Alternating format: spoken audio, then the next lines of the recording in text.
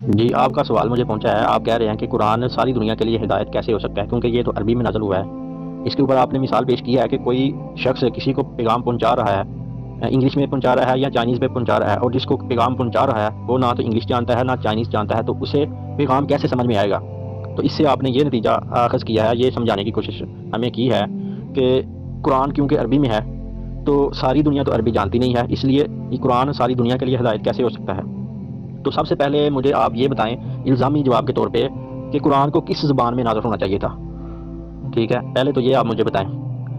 اگر آپ کسی بھی زبان کا نام لیتے ہیں تو پھر دوسری زبان والوں کا یہی اعتراض باقی رہے گا۔ مثال کے طور پہ اگر قرآن چائنیز میں نازل ہوتا تو انگلش والوں کا یہ اعتراض ہوتا کہ چائنیز میں کیوں ہے؟ ٹھیک ہے، اگر انگلش میں ہو جاتا تو چائنیز والوں کا بھی یہی اعتراض ہوتا، اگر اردو میں ہو جاتا تو عربی والوں کو یہ اعتراض ہوتا کہ اردو میں کیوں ہے نازل۔ یہ اعتراض تو ختم ہونے والا نہیں ہے۔ یہ بہت معروف اعتراض ہے کہ قرآن عربی میں ہی کیوں نازل ہوا۔ ٹھیک ہے، یہ بہت معروف اعتراض ہے۔ تو اس کے جواب بہت سے ہو سکتے ہیں۔ پہلا جواب تو یہ ہے کیونکہ حضرت محمد صلی اللہ علیہ وآلہ وسلم عرب میں پیدا ہوئے اور زبان بھی عربی بولتے تھے، اور جس معاشرے میں پیدا ہوئے وہ بھی عربی بولنے والی تھی، عربی سمجھنے والی تھی۔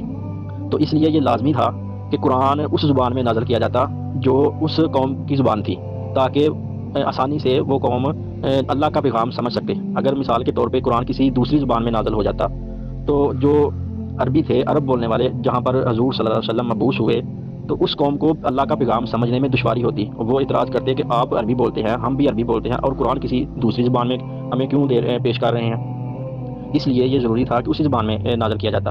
ایک بات۔ دوسری بات یہ، عربی زبان دوسری زبانوں سے بہت ممتاز ہے کیونکہ اس کے مفردات بہت زیادہ ہیں اور اس کے مترادفات کثرت میں ہیں۔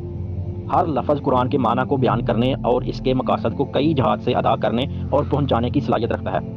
اور دوسری امتیازی خصوصیت عربی کی یہ ہے کہ یہ اعلیٰ بلاغت پر مشتمل ہے، یعنی عربی زبان اس بات پر قادر ہے کہ کم ترین الفاظ کے ساتھ بہت زیادہ معنی دے جس سے باقی زبانیں بے بس ہوں۔ یہ اس کی امتیازی خصوصیت ہے عربی کی۔ ویسے موجودہ دور میں یہ اعتراض بالکل ابس ہو چکا ہے کیونکہ اس وقت تقریباً دنیا کی ہر زبان میں قرآن کے تراجم ہو چکے ہیں۔ لوگ اپنی اپنی زبان میں قرآن پڑھ رہے ہیں، اور قرآن کی یہ بھی خصوصیت ہے کہ چاہے عربی نہ بھی آتی ہو، سننے والے کو قرآن متاثر ضرور کرتا ہے۔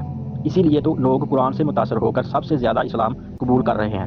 یہ ایک زندہ مثال ہے۔ تحقیق کے لیے آپ نو مسلمز کے انٹرویو سن لیں یا پڑھ لیں، تقریباً 70 سے 80% لوگ قرآن سے ہی متاثر ہو کر مسلمان ہوئے ہیں۔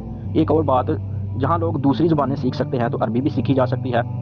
تو ثابت ہوا کہ زبان کا ہدایت سے کوئی تعلق نہیں ہے۔ قرآن کا دعویٰ اپنی جگہ بالکل درست ہے کہ قرآن کتاب ہدایت ہے، کیونکہ لوگ آج بھی قرآن سے متاثر ہو کر مسلمان ہو رہے ہیں۔